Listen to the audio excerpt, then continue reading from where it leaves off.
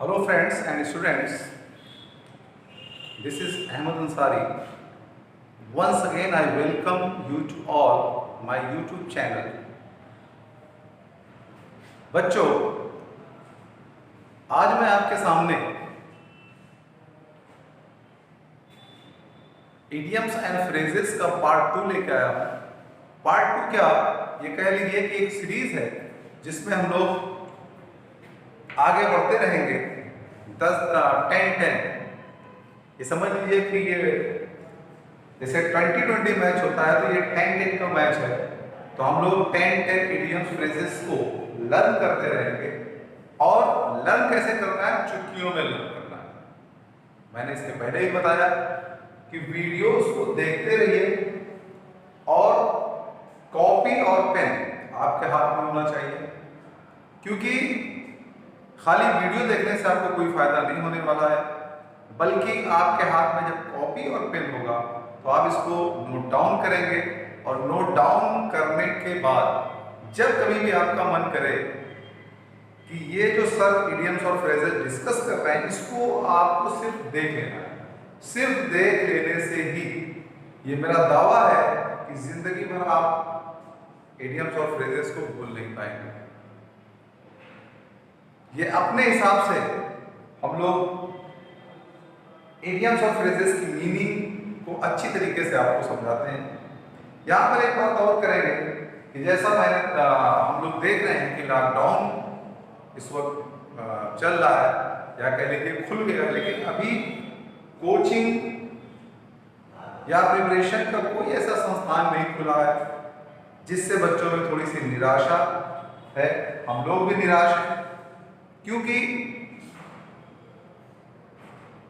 हम उतनी हेल्प बच्चों की नहीं कर पा रहे हैं जितनी हम ऑफलाइन क्लासेस में करते थे।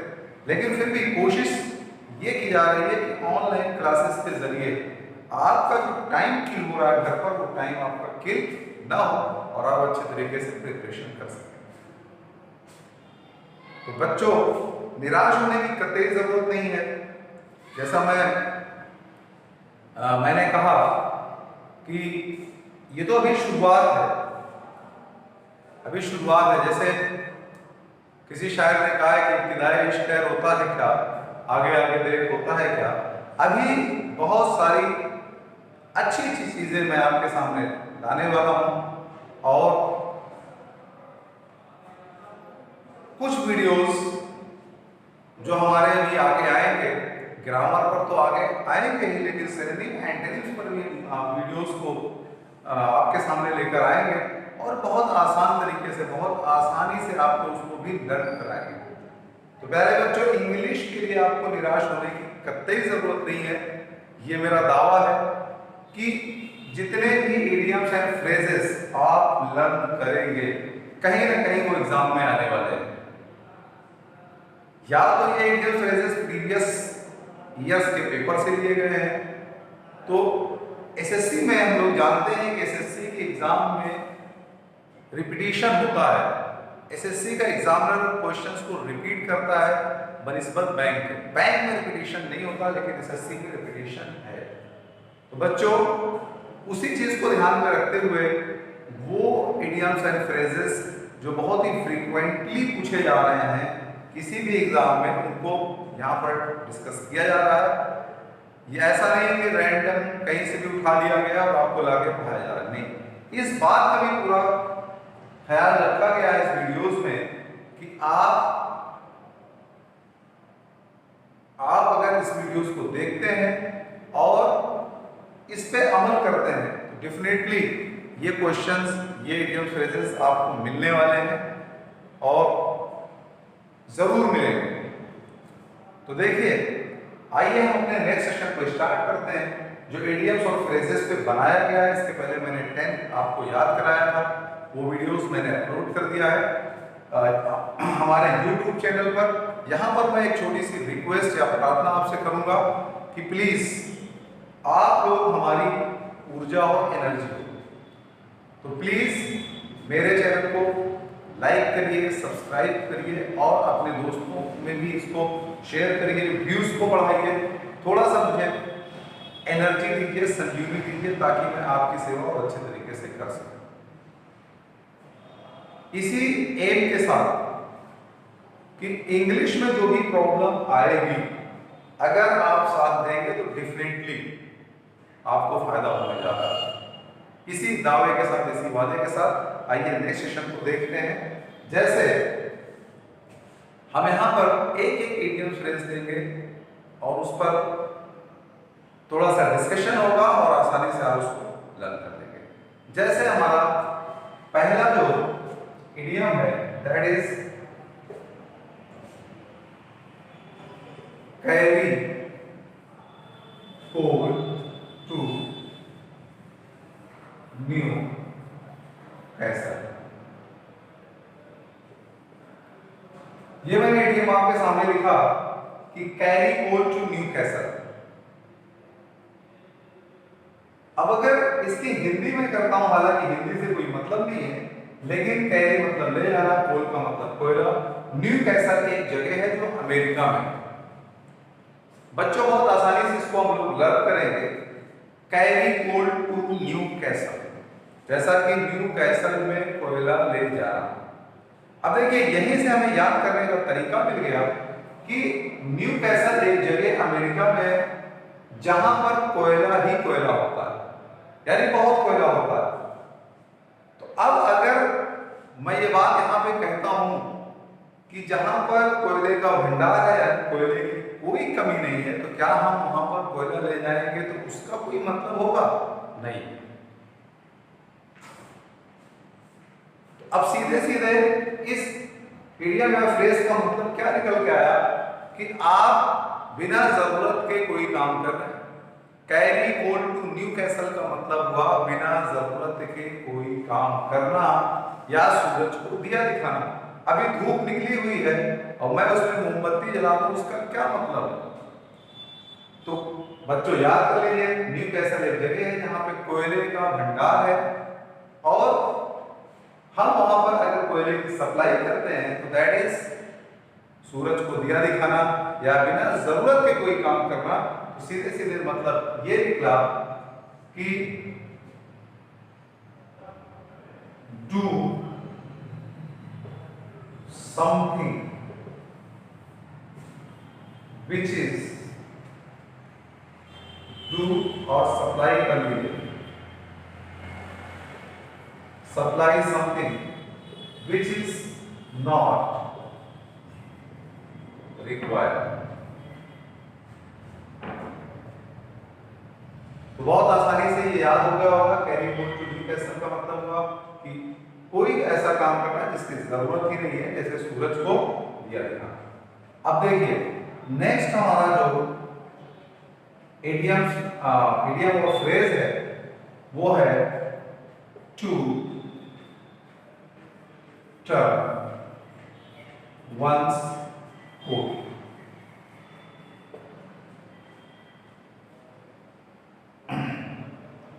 टू टर्न वंस कोट, देखिए ये इडियम्स बहुत बार एग्जाम में पूछा जा चुका है और बहुत ही फेवरेट है एग्जामिनर का।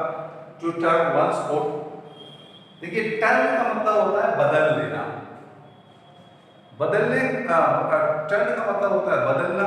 अब बदलते कैसे हैं इसको मैं इस तरीके से आपको याद कराता हूं कि जैसे किसी प्रोफेशनल जगह पे आप वर्क करते हैं या किसी कॉलेज में पढ़ते हैं, उसका जो अपना ड्रेस कोड है, यानी वहां पर जो कोड चलता है वो अलग होता है, लेकिन जब दूसरे कॉलेज में आप जाते हैं उसका कोड अलग होता है। तो कभी कभी ऐसा होता है कि जब आप किसी कॉलेज से दूसरे कॉलेज में दाखिला लेते हैं तो आप क्या करते हैं, यानी अपने कोड को बदल लेते हैं। तो सीधा सीधा टू टर्न वंस कोड का मतलब हुआ कि पाला बदलना या पार्टी बदलना। कहीं भी आप देख लीजिए, किसी भी ऑफिस में जाएंगे उनकी अपनी एक ड्रेस कोड पॉलिसी होती है और वो ड्रेस कोड आपको अप्लाई करना होता है, उसमें कोड भी आता है। लेकिन अगर आप उस कंपनी को छोड़कर या उस पार्टी को छोड़कर किसी दूसरे पार्टी में जाते हैं तो आप क्या करते हैं, कोड को बदल लेते हैं। तो बच्चों बहुत आसानी से लर्न करिए, टू टर्न वंस कोड का मतलब हुआ पाला बदलना हिंदी में, नोट डाउन कर लीजिए। और इंग्लिश में to change the party, to change the party. Next हमारा है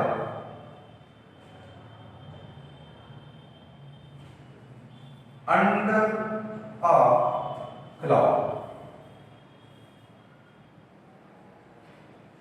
under a cloud, under a cloud यानी बादल के नीचे। अब इसमें भी हम बहुत आसानी से लर्न कर सकते हैं कि मैं इसको ऐसे लर्न कराता हूं कि जैसे समझ लीजिए कि इंडिया और ऑस्ट्रेलिया का मैच होने वाला है, लेकिन घने घने काले बादल छाए हुए हैं, बारिश नहीं हो रही है, लेकिन वो मैच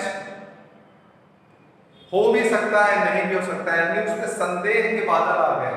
तो अंडर अ क्लाउड यानी क्लाउड के नीचे। आपको बात समझ में आ गई होगी कि कोई भी मैच हो रहा है जो घने घने बादल छाए हुए, कभी भी बारिश हो सकती है, तो उस पर संदेह का बादल छा गया है। तो वो जो मैच है उसमें एक डाउट आ गया कि मैच होगा कि नहीं होगा। तो यहां पर अंडर अ क्लाउड का मतलब होता है शक के दायरे में, शक के घेरे में, संदेह के घेरे में। यानी कोई भी व्यक्ति है,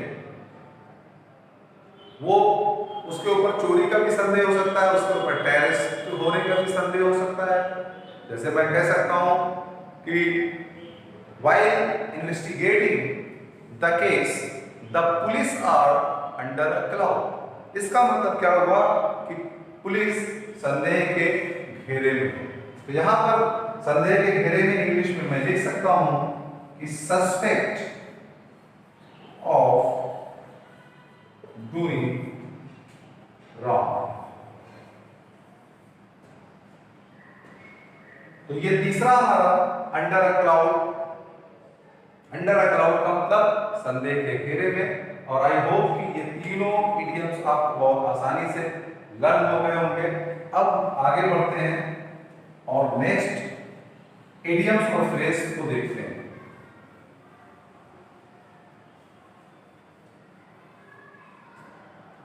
नेक्स्ट यानी जो फोर्थ हमारा है वो है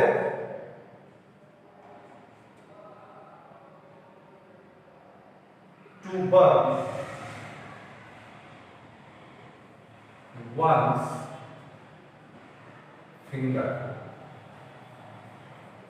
बहुत ही पॉपुलर इडियम है, अक्सर एग्जाम में पूछा जाता है टू बर्न one's finger। इसका मतलब क्या हुआ कि अपनी उंगली जला लेना। यहां पर बच्चों में एक बात पूछूंगा, क्या आप अपनी उंगली खुद से जलाना चाहते हैं? नहीं। उंगली कब जलती है? कोई आप काम कर रहे हैं, जरा से भी आपसे लापरवाही हुई, यानी एक्सीडेंट कब होता है? एक्सीडेंट जब भी होता है जब हम लापरवाह हो जाते हैं। जैसे रेलवे स्टेशन पे जाते हैं, वहां पे लिखा होता है एक्सीडेंट बिगन्स व्हेन और वेयर सेफ्टी एंड्स। दुर्घटना, सावधानी हटी, दुर्घटना घटी। कहने का मतलब बच्चों टू बर्न वन्स फिंगर यानी कोई भी अपनी उंगली जलाना नहीं चाहता, लेकिन अगर उंगली जलती है तो आपकी कहीं ना कहीं लापरवाही है या गलती है। तो इससे मतलब क्या निकला? टू बर्न वन्स फिंगर का मतलब हुआ कि अपने गलती से या अपनी खामियों से, अपनी वजह से मुसीबत मोल लेना। जैसे हिंदी में बोलते हैं आ बैल मुझे मार, आ बैल मुझे मार, यानी आपने कुछ गलती की, उसका खमियाजा आप भुगत रहे हैं। तो देखिए हिंदी में आ बैल मुझे मार यानी मुसीबत मोल लेना, खुद से मुसीबत मोल लेना। लेकिन इंग्लिश में to suffer because of one's और मिस्टेक, अपनी गलती से कोई भी नुकसान उठाना। तो टू बर्न वंस फिंगर का मतलब हुआ to suffer because of one's own mistake. बच्चों मैं बार बार इसको इसलिए रिपीट करता हूं कि इंग्लिश लिखने से और पढ़ने से ज्यादा सुनने से आती है। तो सुनने पर ज्यादा जोर दीजिए, सुनिए भी, बोलिए भी, यानी just try to listen and speak the same words or same sentence which I speak. तो कहने का मतलब है कि इंग्लिश बोलने से ज्यादा, लिखने से ज्यादा, पढ़ने से ज्यादा सुनने से आती है। तो सुनना और बोलना, उसके बाद फिर लिखना पढ़ना, ये सारी चीजें हैं। मैं इसके पहले की वीडियोस में आपको बता चुका हूं। तो अब देखिए नेक्स्ट हमारा जो इडियम है दैट इज शीट एंकर। अब सवाल यह है कि शीट एंकर क्या है। देखिए यहां पर एक ये जो शब्द है इसका मतलब होता है एंकर। एंकर कौन होता है? प्रोग्राम में आप देखते होंगे एंकर होता है। एंकर की जिम्मेदारी क्या होती है कि उस पूरे प्रोग्राम को अंत तक बांधे रखना, ऑडियंस को बांधे रखना, यानी सारी जिम्मेदारी वो कहीं ना कहीं इसी एंकर के ऊपर होती है।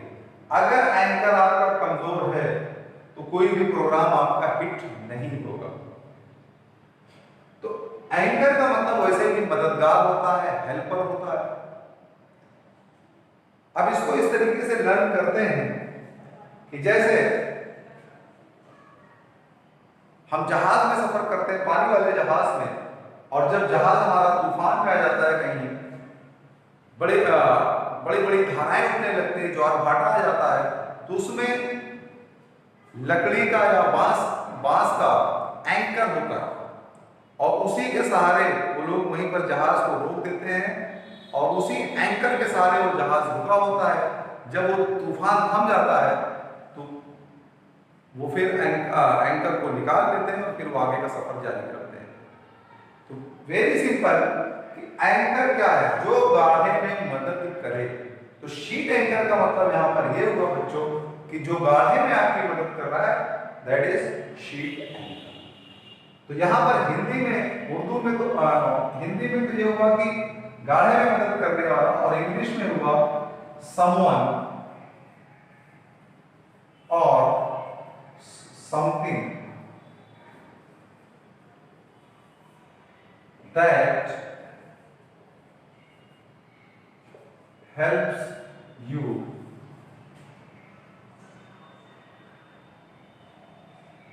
when problem occurs। यानी जब मुसीबत आए और जो आपकी मदद करे, जो आपकी गाढ़े में मदद करे, उसको हम शीट एंकर बोलते हैं। तो आई होप ये भी आपने लर्न कर लिया होगा। नेक्स्ट हमारा जो इडियम आ रहा है वो छठा है, जो है कैप इन हैंड। अब देखिए कैप इन हैंड यानी टोपी हाथ में, टोपी लगाते हैं हम लोग और उसको हाथ में। बच्चों बहुत आसानी से इसको हम लोग लर्न कर सकते हैं कैप इन हैंड को, कि जो भी टोपी हम लगाते हैं। यहां पर मैं एक बात आपसे पूछूंगा कि किसी भी ऑफिस में काम करते हैं, कॉलेज में पढ़ते हैं, स्कूल में पढ़ते हैं, या किसी प्रोफेशनल जगह वर्क कर रहे हैं, क्या अपने बॉस के सामने आप टोपी लगाकर जा सकते हैं? नो। या प्रिंसिपल के सामने क्या आप टोपी लगाकर जा सकते हैं? नहीं। तो इसको हम इस तरीके से लर्न करते हैं कि आप कहीं पर भी जा रहे हैं, आपने कैप ली हुई है, लेकिन अगर सामने से आपके बॉस या प्रिंसिपल दिखते हैं, या इसको इस तरीके से लर्न किया जा सकता है कि आप प्रिंसिपल के ऑफिस में जब भी जाएंगे या अपने बॉस के ऑफिस में जाएंगे तो आप टोपी लगा के नहीं जाएंगे, यानी टोपी को क्या करेंगे? हाथ में लेंगे। तो बच्चों वेरी सिंपल कि जब आपने बॉस को देखा और प्रिंसिपल को देखा तो टोपी आपने हाथ में ले ली, यानी कैप इन हैंड। तो आपने क्या किया? रिस्पेक्ट दिखाई, आदर दिखाया। तो कैप इन हैंड का मतलब हुआ रिस्पेक्ट दिखाना, आदर देना। यहां पर हम लिख सकते हैं इंग्लिश में टू शो रिस्पेक्ट। बहुत आसानी से आप इस तरीके से याद कर लीजिए कि आप सड़क पे जा रहे हैं और आपके प्रिंसिपल दिखे, आपने कैप लगाई हुई है, लेकिन उनको देखते ही आपने कैप को हाथ में ले लिया, यानी आपने रिस्पेक्ट दिया, तो कैप इन हैंड का मतलब टू शो रिस्पेक्ट। नेक्स्ट हमारा जो इडियम है that is call it a day. Call it a day, देखिए कॉल इट अ डे का क्या मतलब है? कॉल इट अ डे बच्चों बहुत आसानी से आप लर्न करेंगे और ये इडियम्स कई बार एग्जाम में आ चुका है और आगे भी आपको ये मिल सकता है और मिलेगा। इसको हम इस तरीके से लर्न करते हैं कि जैसे बहुत सारे मजदूर हैं, वर्क कर रहे हैं और उनका बॉस आता है और वो कहता है कि भाई आइए कॉल इट अ डे, यानी दिन पूरा हो गया। तो कॉल यानी कॉल का मतलब कहना और इट अ डे यानी आज का दिन, एक दिन कंप्लीट हुआ। तो वेरी सिंपल कि बहुत सारे मजदूर काम कर रहे हैं, बॉस आया और उसने ताली बजा दिया, भाई कॉल इट अ डे, यानी आज का दिन समाप्त। तो कॉल इट अ डे का मतलब हुआ कि काम समाप्ति की घोषणा। तो इसको हम इंग्लिश में लिख सकते हैं टू डिसाइड स्टॉप वर्किंग। तो ये चारों फ्रेज मैंने आपको समझाया। इससे पहले हमने 3 फ्रेजेस को डिस्कस किया, तो इसको आप लोग नोट डाउन कर लीजिए। इसके बाद हम लोग 3 और डिस्कस करेंगे। पहले इसको आप लोग नोट डाउन कर लीजिए। Take your time please.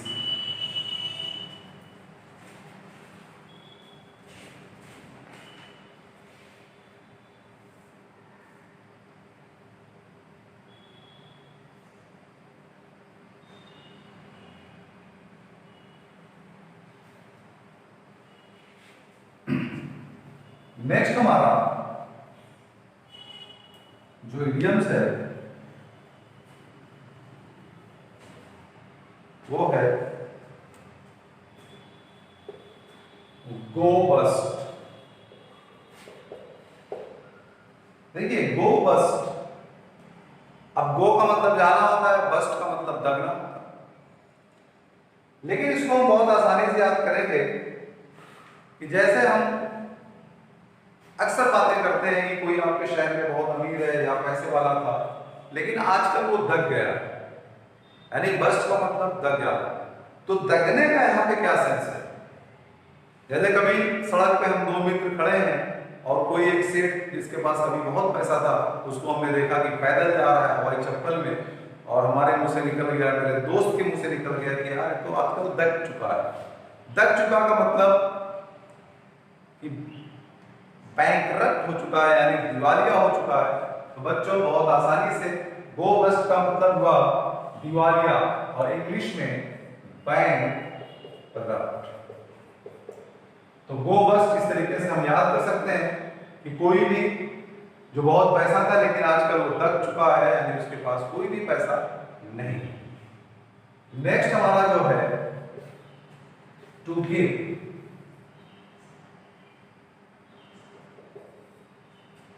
Cold shoulder,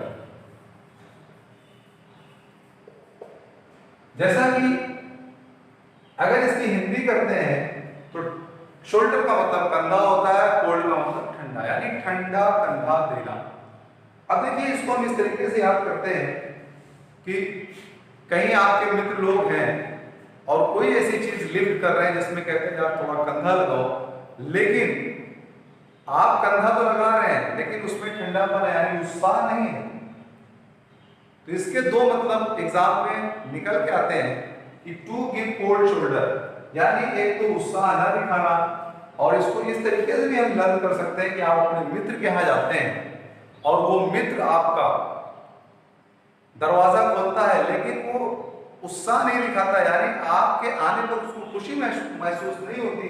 तो यानी उसने क्या किया है, आपको यानी जो उसका बिहेवियर था उसने एकदम ठंडेपन से उसको पेश किया है। तो यहाँ पर दूसरा मतलब ये भी नहीं करता है कि जो नॉट बिहेव फ्रेंडली, यानी अच्छे तरीके से किसी के साथ व्यवहार न करना। कोई हमारा मेहमान आया और हमने उसको कोल्ड शोल्डर दिखाया, इसका मतलब हमने उसके साथ अच्छा व्यवहार नहीं किया। तो यहां पर इंग्लिश में हम लिख सकते हैं नॉट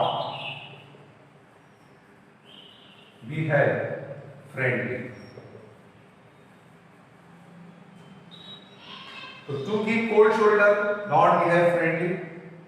इसके बाद जो हमारा लास्ट इडियम है वो है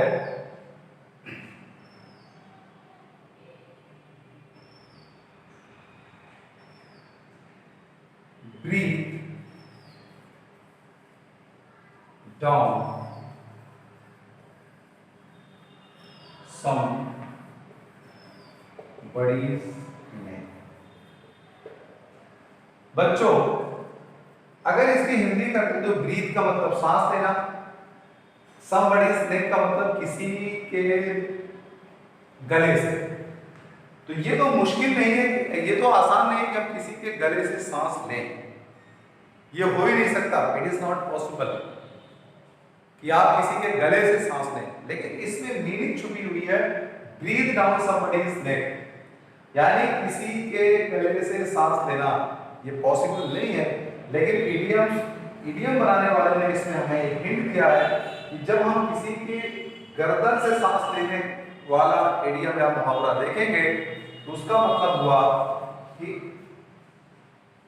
हम किसी को बहुत क्लोजली फॉलो कर रहे हैं। जैसे दो दोस्त हैं और दोनों एक दूसरे से हाँ में हाँ मिलाते हैं। तो यहाँ पर देखिए ब्रीथ डाउन समबडीज नेक, यानी दो फ्रेंड हैं और दोनों हाँ में हाँ मिला रहे हैं। इसका मतलब ये होता है कि दोनों एक दूसरे के नेक से सांस ले रहे हैं, लेकिन ये पॉसिबल नहीं है। लेकिन इडियम फ्रेज का मतलब हुआ कि हाँ में हाँ मिलाना। तो यहाँ पर इंग्लिश में हम लिख सकते हैं to follow someone very closely, breathe down somebody's neck to follow someone very closely। तो बच्चों ये आज की वीडियो में हमने 10 इडियम्स एंड फ्रेजेस को डिस्कस किया और आपको एक टेक्निक बताई लर्न करने की। और इसी तरीके से हर टॉपिक पर इडियम्स फ्रेज हो, वन वर्ड सब्स्टिट्यूशन हो या सिनोनिम हो, मैं आपके सामने नए नए वीडियोस लाता रहूंगा।